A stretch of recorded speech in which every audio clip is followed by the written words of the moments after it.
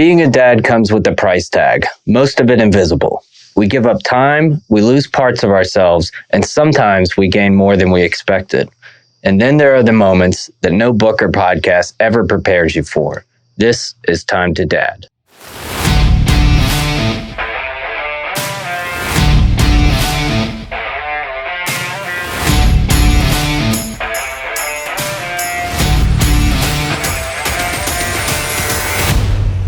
It's Time to Dad. Hey guys, welcome back to another episode of Time to Dad. I'm here tonight with JT and Will. Thank you guys for hanging out with us on your ride into work, out in the workshop, wherever it is you guys listen to us. But we appreciate you guys being here with us for another episode. Tonight, we were just kind of spitballing some stuff here over the past week, and we wanted to talk about how life kind of changes after you become a dad. The cost of being a dad, I guess, and not just speaking on it from a financial standpoint, but from everything from emotionally to the time you lose, and all that kind of jazz. So let's get into it, I guess. Did you guys? I know you always hear kind of. One of the big things I always heard, at least from my parents and from other parents when I was younger, is, get it in while you can, because, once you start a family and have kids, you're not going to be able to do all that. Which, yes and no. I guess some of that became a reality, right? We're not out, or at least I'm not out, partying every night with friends. I'm not hitting the bars. I'm not going to clubs anymore. But for the most part, I feel like I'm vicariously reliving my childhood through my son right now, with him, being in sports, and he's learning how to ride his bike now. He rode his bike to the bus stop this morning, and he felt like hot shit when he got there. But he's riding a bike with training wheels now, so he's stoked about that. But for the most part, you obviously have to be more responsible. I think that would be the biggest change in my life since having kids.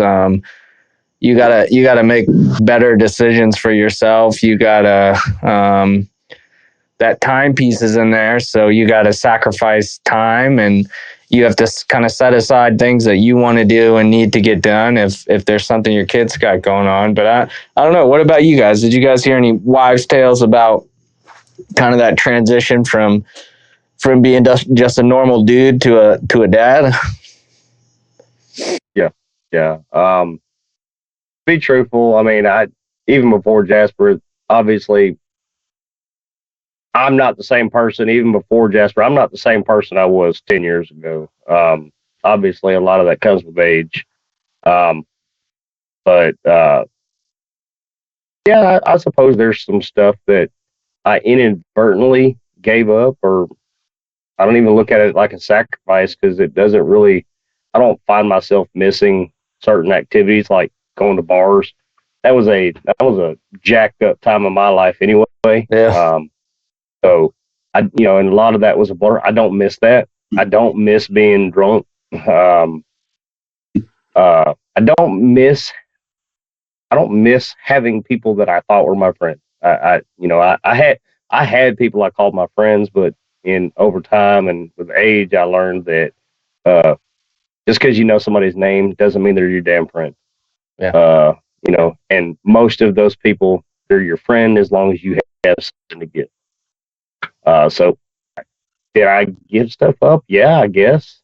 But I don't really feel like I lost a part of myself. I think I gained more than I lost. So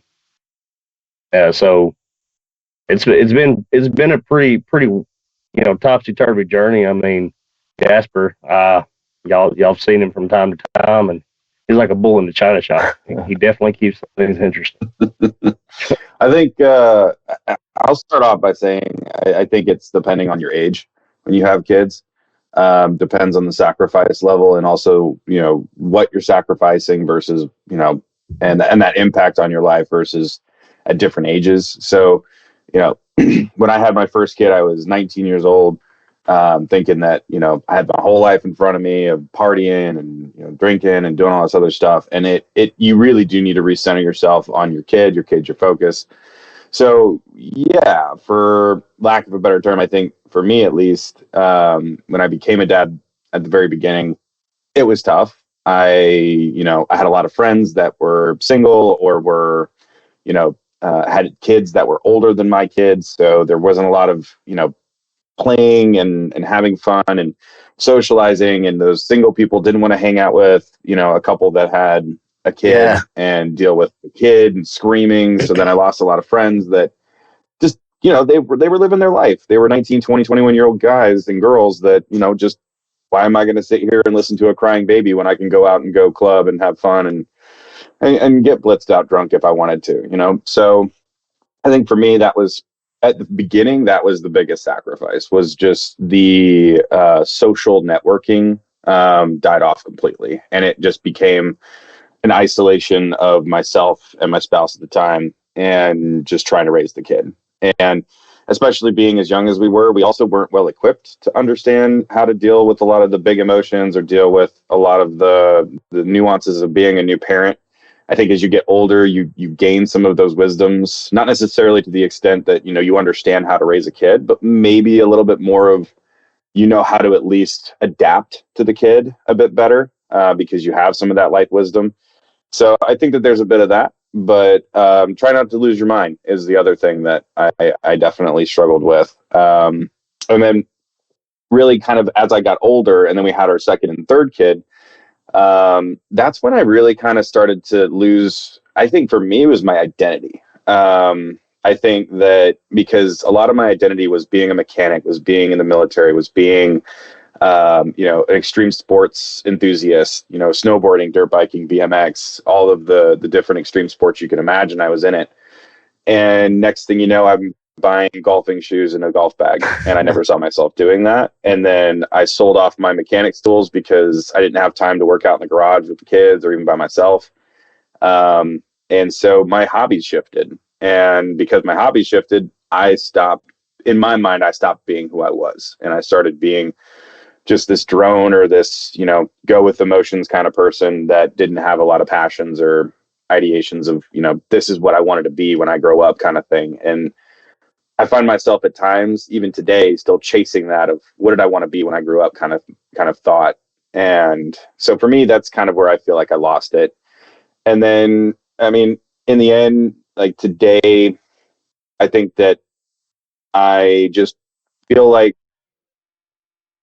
I want to be able to go and experience things. And so I kind of treat the missing out as part of, if anybody ever has dogs or cats or anything like that, they can tie you down to your house. And farmers will tell you that for sure. But animals in general will tie you down to a certain location. And it does the same thing with kids. It's just a little bit more open, so you can bring them with you and things like that. But like, I can't go out and say, go do BMX because my daughter's going to want to do that. And she's never ridden a bike before on a terrain like that. So next thing you know, she's going to get scared of bikes and I can't introduce that to her. So now I have to hold off on doing that until she gets better at it.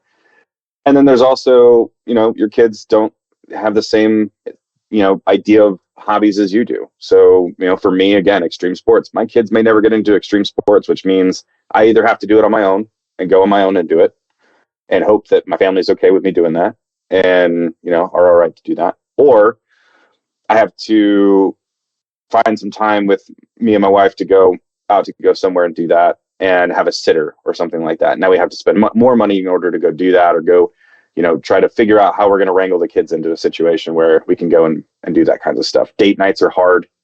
I don't know about anybody else, but, trying to have a normal life with your spouse is tough. So I think those are the big sacrifices, I think, today. But thinking back to when I was 19 and I had a kid, there was just a lot of socialization that wasn't there. Parties weren't there. And feeling locked down was definitely big. How did you make peace with that? I mean, how did you make peace with yourself and all the sacrifices that you may have made? I mean, you say that you feel that you lost a part of your identity. However, it sounds to me like, I don't know. Sounds to me like you gained, like you just developed and formed a new identity. Yeah, and a lot of that tends to happen. So how did y'all make peace with stuff like that?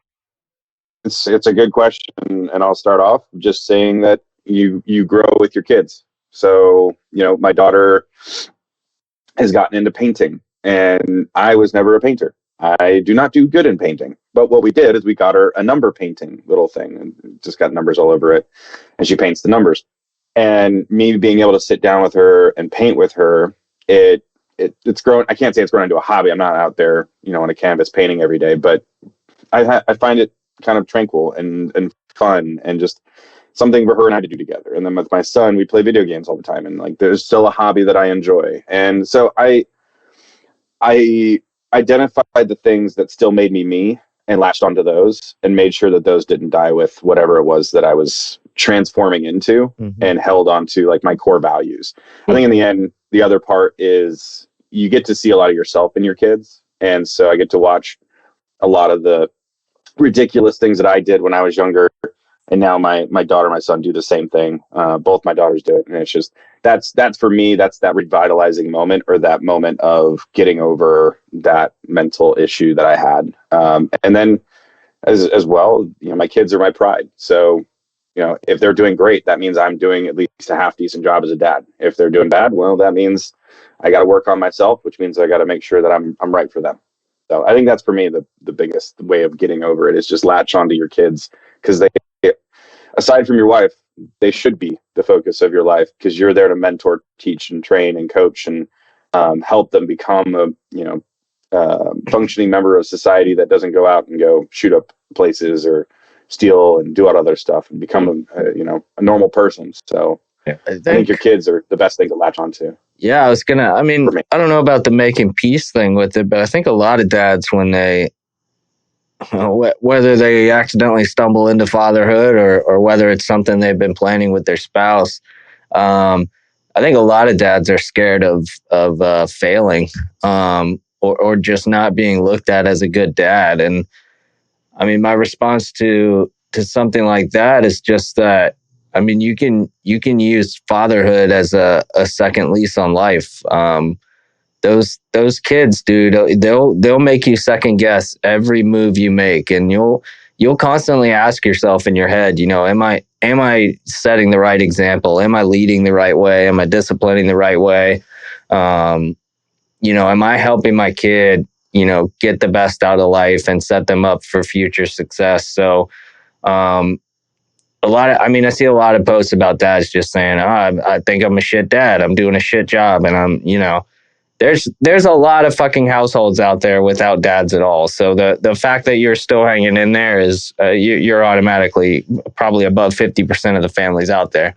But that's something I'm constantly doing, is constantly evaluating and having kids has, it's not only been rewarding. You do have these losses that we've been talking about. You have to give up some hobbies, usually, especially the expensive ones or the ones that require you to be out of the house a lot. But you can redefine who you are, I think, is the end goal of that, and the way to work around it. And like you said, whether that's picking up painting, or rekindling the video game spirit because now your kids are old enough to play and stuff. And I think the older your kids get, the more kind of fun stuff is going to come back into your life, where you can start being a little less of a parent, right? Because they've developed far enough to where every moment doesn't have to be you teaching something. It can just be, you guys enjoying something together. So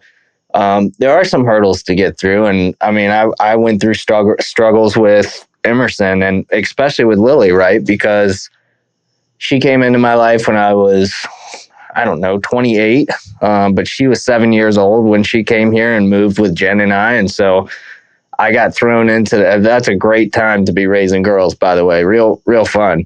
And so she came into our life, and it was just trial by fire, man. I was just trying not to step on Jen's toes because she's mom, right? And I didn't want to start living under the stigma of you're not my dad. So I kind of had to tread lightly, and I had to learn how to be a dad real fast. And I had to learn, I mean, at that point I was still playing in bands. So I had to learn, added responsibility real fast. And I think the quicker you embrace it and try and find the positive in it, the quicker your mindset of it will change. But if you fixate on the, man, I can't do this, I can't do that, it's just going to eat away at you, I think. I do have something to add to your point. You're talking about guys that sit there and doubt themselves and doubt how well being a father they are. I think if you're actually experiencing those thoughts, you're already a better dad than some. If you shitbag dads don't care do not take the time to reflect and hyper criticize yourself, then you're doing something wrong. So I mean, if you're going through those thoughts, I mean, and it's easy to complain about all the bad shit that's going on in your life. I have, and I know not everybody here is, particularly religious, but whenever I pray, I make sure to be thankful for the blessings that I have received and thankful for those that I will receive. Yeah. I can focus on all the bad shit that's gone in my life, and I've had plenty of it. However, it is a much harder task to actually just look at what you do have and be thankful for it. Things you may have given up or lost, as part of your identity. What did you gain rather than what did you lose? I don't know. Even as a single person, or just say in a relationship prior, your spouse, prior to your kids, y'all probably gave up, some freedoms of going out and about and doing this. But if you look at things in retrospect, you gained far more than you lost. I mean, think about it. You've got a family unit, somebody who you can teach, share your beliefs, your morals, everything like that. I think there's far more to gain. Yeah. So, and I was going to piggyback off that real quick, just for a second here, because so there's two things to that I think are really also important. Is there's also at least for me, there was a big issue of how to be a dad. So growing up, didn't have one, and so I idolized or looked at other parents that had kids that were older, and I was like, why can't I go out and go do that? I want to go do that. And I thought that was just me being a selfish person because, dad shouldn't be that way. Turns out everybody's that way. Everybody's looking at other people like, how can I get there? And it's like, oh, well, wait, you're just not at that stage of your life yet. Yeah. So there's that. That also does impact your feeling of loss, is that you idolize others that are in a different situation than you're in. Don't do that. Just evaluate where you are and appreciate that. And that was the second part I was going to make, is what can you gain is you have someone you come home to every day, and without any expectation, just comes up and loves you. Yeah. Like, how many people can sit there and say that when they come home, they have someone that runs up to them as they walk through the door, gives them a big old hug and said, I miss you. There's your network. There's your safety. Getting that. You're getting that as a single man. No, you're not. And you're not even as like a couple. Like, there are a lot of times where, hear stories about like, oh, well, my wife's over in, another state, or my wife's traveling, or my wife's doing this. And it's like, they're going home to their house, to an empty home. And it's like, I don't have to do that. My kids, as soon as I walk through the door, my dad or my son's just asking me like, Dad, how was your day? Tell me about your day. And I'm like, I had a really great day. How was your day at school? Better now. And then my 7-year-old, she comes running up to me and she's like, Dad, I really missed you. Can we go snuggle on the couch? And I'm like, absolutely. And it helps on the really bad days. And you feel like, man, today was sucked. I am tired. I'm pissed off, or whatever your situation is. It just feels great to have somebody come run up to you and give you a big old hug and be like, Dad, it's all right. I still love you. And it's like, wow. All right. Anyway, those were my rants real quick on that. That's what I definitely gained, for sure. Speaking of things we can't control, one of the hardest parts of being a parent is helping our kids experience their real first loss. Many times that's all of a pet. Have either of y'all experienced anything like that? Yeah. So, Nick, I don't know if you want to go first. Mine might be a little bit emotional for me, Well, but mine will be too. It's a fresh one.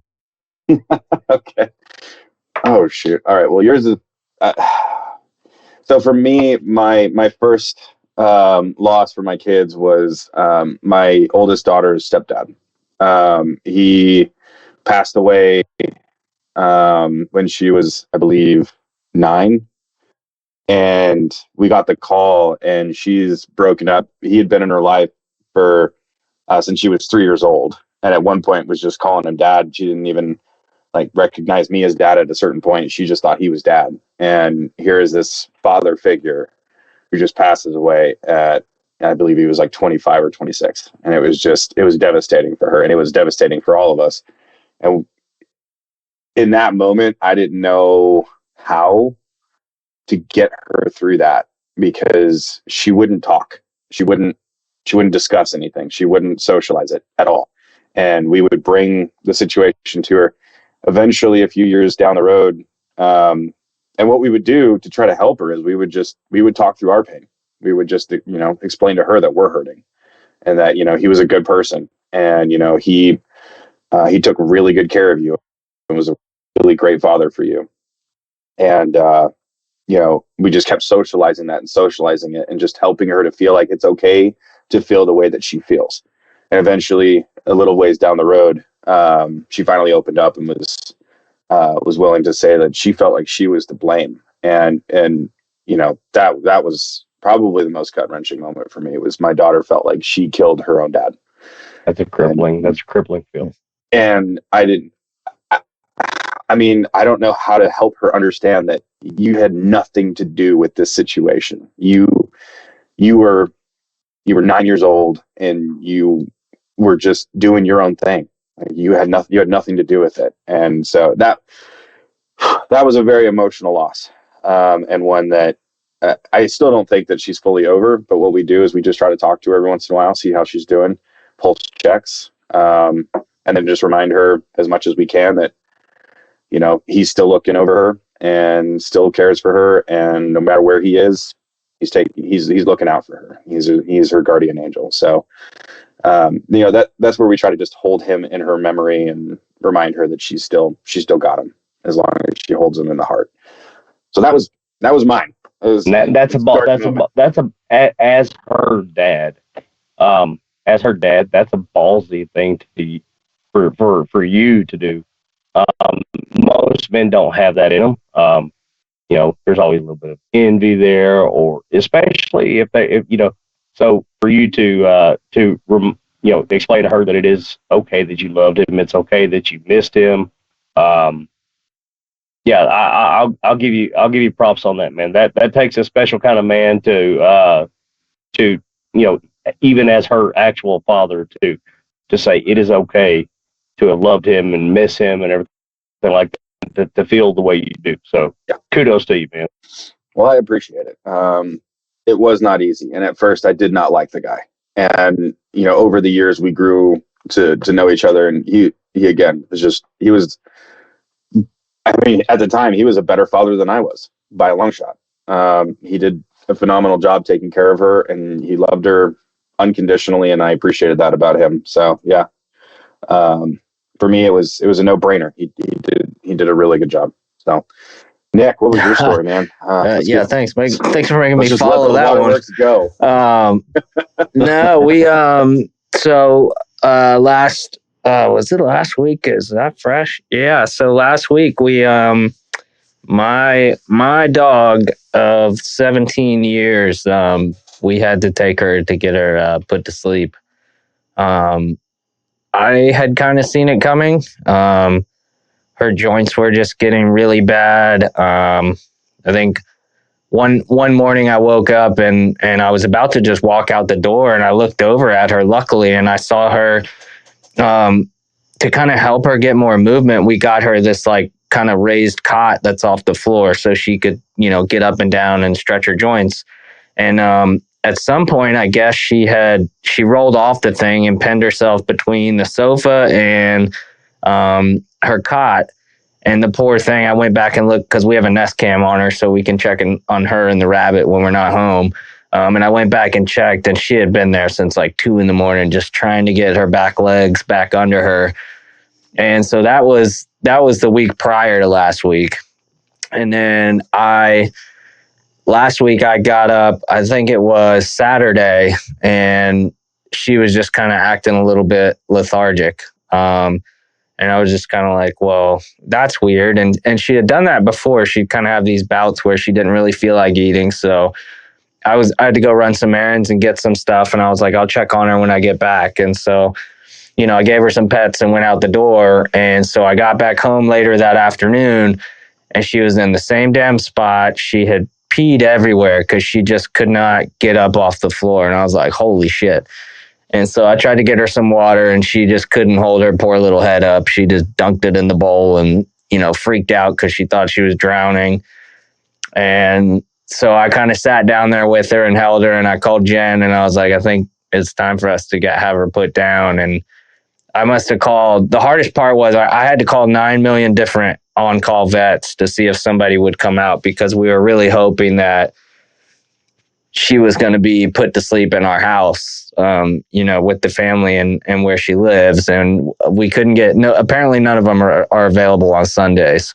So we end up Emerson comes home with Jen because I called Jen and they were out shopping. And so they fly home, and Jen knew what was going on, but Emerson didn't really know what's going on. And so I, kind of explained to him that, he needed to sit down and give her some extra love. And Jen and I are trying to explain to him that, how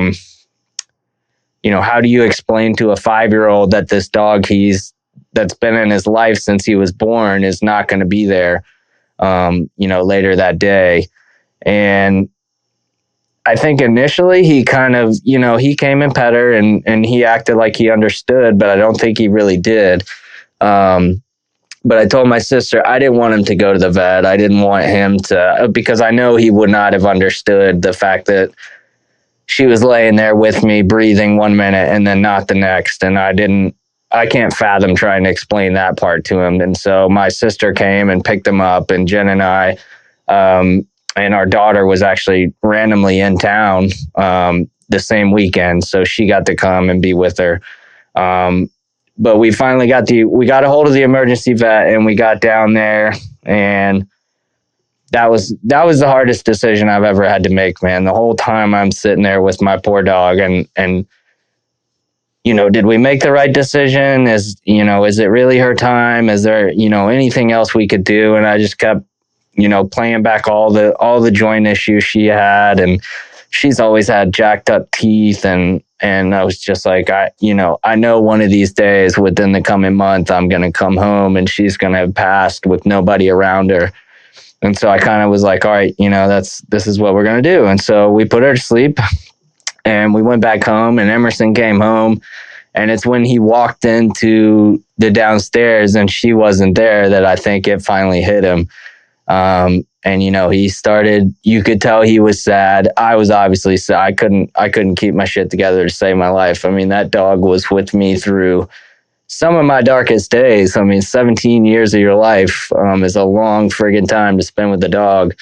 And so I'm trying to keep my shit together. I'm trying to, comfort him and explain things to him in a way that he can understand. And, we always talk about Grampy, who's up in heaven, and we've got other pets that have passed away. And so, we did all we could tell him was that Grampy, was there to meet her, and he's taking care of her now up in heaven. And I still don't think he fully understands it, but over the next few days after that, it started sinking in on him. Every day when you wake up and you go downstairs where she stays, and you don't hear her little feet clicking around on the floors, and you're like, well, shit. And so I think it was day 2 or 3, he had mentioned he wanted to go get her something to remember her by. And so we tried to go to Build-A-Bear because they had a dog that kind of looked like her. And we get there, and all they had was this weird, beagle-looking hot dog. And we were like, well, that doesn't look like her. So then we take him to this plushie store, and he picks out this giant fucking it was literally a wiener dog with a hot dog bun around it. And I was like, all right, dude, like, you sure that's the one you want to remember her by? And he was like, yeah. So it's like a $50 fucking plush animal, but we were like, what? I can't tell you no. So we brought it home, and I actually took a really cute picture of him yesterday. He fell asleep laying on the hot dog squishy. But it's that shit was tough, dude. Not only to try and explain that to someone so young, but to also have to make that decision is not fun. If anybody's out there has had to make that decision, it will destroy your mind for the next 48 hours of just, asking yourself, did I make the right decision? There's a lot of people out there that'll tell you it's inhumane. Well, in my mind, letting her lay there and suffer and not doing anything about it would be a million times worse. So it was. Could you imagine not being able to could you imagine her being stuck in that position you were talking about, and her going out? Well, like that's what I didn't want. So I would. Yeah, I wanted his memories of her, because she was still there. I mean, her breathing was really, really, really rough. But she was still there. She could still look around. She was still sniffing. And so I wanted his last memory of her I was glad that he at least got to be there with her and see her alive. But it sucked, man. The drive there was freaking terrible. The vet it was downtown where we had to go. And the vet, I was like, surely they have one like dedicated parking spot if you need to drop off an animal. No, we had to park in a fucking parking deck and walk like 100-some yards to get there. And so I've got my poor dog in this blanket. And at that point she was rough. She was just kind of limp in my arms, and she kept kind of slipping out of my arms. And that was tough too, just having to walk past people that had no clue what was going on with this poor dog. But anyway, we ended up getting her cremated, and Jen went down and picked up the package of everything, and they did a really good job. They put her ashes in a box. They took some on some kind of like business card stock paper, like the thicker stuff. They did kind of ink prints of her snout, and they did ink prints of her paws. And so Emerson wanted one of each of those, and I was like, yeah, have at it, dude. And they also did like a clay paw imprint. And so he said, he asked, Daddy, can I put that? He has a special bookshelf in his room that's got like all of his medals and important stuff on it. And so he asked if he could have that. And I was like, why? I'm not going to tell you no. So that's up in his room too. But he still talks about her, and he still, will mention that he's sad, and it's just something we're working through. That was the other hard thing to explain. He kept wanting to ask what was in the box, and he wanted to open the box. And I'm not trying to explain to a 6-year-old that it's, she got put in a kiln and now she's ashes and that's in the box. So we just kind of explained that that's her spirit for us to bring home and to live in our house with us still. And he kind of understands that. I didn't want to explain cremation to him. So, but that was tough, man. I didn't know what to expect when he came back home and she just wasn't there, because we weren't going to lie and be like, oh, he went to, stay with somebody else or live with somebody else. I mean, we're not shy about talking about heaven and the afterlife and stuff like that. So, but it was tough, man. It really sucked. Not only having to make that decision, but just to kind of feel his pain. It was a palpable pain. I mean, kids get sad about shit all the time. I mean, they'll cry over absolutely anything. But the fact that he didn't cry, but I could still feel how upset he was. It was just a really raw emotion and feeling coming from him that I hadn't seen before. And so, it sucked, man. It was not fun at all. And it honestly makes me think about getting any more pets. It's just rough. And I know it's part of life, but you just hate to see your kid in any sort of state like that. And I think eventually we will get another dog at some point. Once we've kind of worked through things emotionally as a family, but it was not fun, dude. Not fun at all. Yeah. Now, mind you, I've got a young family. I've got a 2-year-old. Mm-hmm. I hadn't had to specifically navigate this with him yet. However, I've experienced a lot of my own loss. I lost a 3-year-old son in a house fire. Just recently, I lost a young man that was with our fire department. He was 21 years old. He's a baby. He's the same age as my baby brother. He joined the fire department and he was like 19 or 20 when he first joined the department. He was like my shadow. I helped him train a little bit. He always wanted to kind of hang out and wanted to play guitar. And me, I'm a busy dad. And I've got several other things that keep me busy. And he passed away on the 7th of this month. The 4th, he came to see me. He dropped off some emergency lights for personal vehicles, and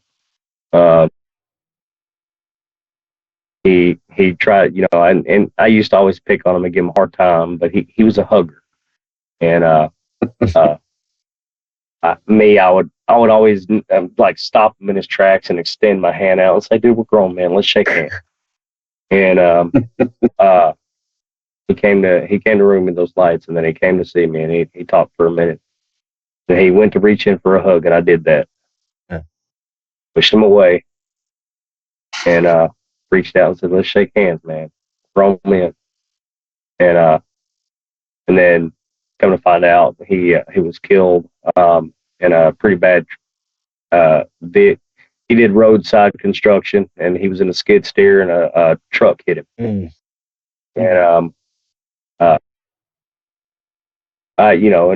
and that hit me pretty hard. Kind of look at it now like, damn, I wish I did give him a hug. Because he was a good kid. He was a good kid. Very well mannered and everything like that. And I haven't cried. I don't know. I process grief very differently. In fact, instead of, I think there's been one incident where I, whenever my son had passed away, I think that hit me. Obviously, that hit me the hardest. And I immediately went from, crying and screaming uncontrollably to being pissed off. And then I just kind of ghosted everybody. Didn't care who else was hurting from that loss. So that leads me to my next question, because obviously I don't deal with grief well. Whenever something like this happens, how do you give yourself time to grieve, as opposed to being strong for the ones that need you to be strong? And then whenever those children, they suffer their first loss, whether it be their stepdad or their dog, what we say, how we say it, how we show up, that depends on how they deal with that grief forever. So how are y'all navigating that? Because that's terrifying to me. I get mad when my son gets a boo-boo and he's hurting. Dude, I'll say I don't.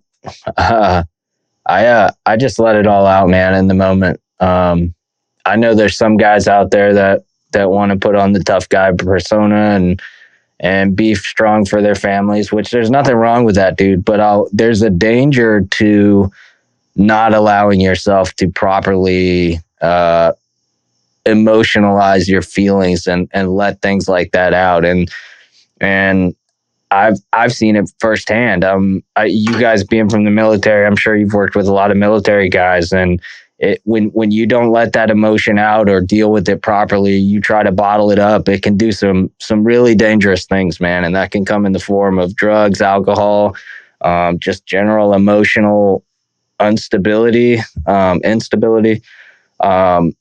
so I'm a crier, man, and at stuff like that, when it comes to loss, I just pour it all on the table in the moment, dude. And I bawled like a baby on my wife's shoulder when, I gave the doctor the okay, and he had said Roxy passed. But that's how I deal with it, man. I let all that raw emotion out in the moment, and then I get back to keeping myself busy, and I try. I just try to get busy, dude. I have to do. I mean, I was out there.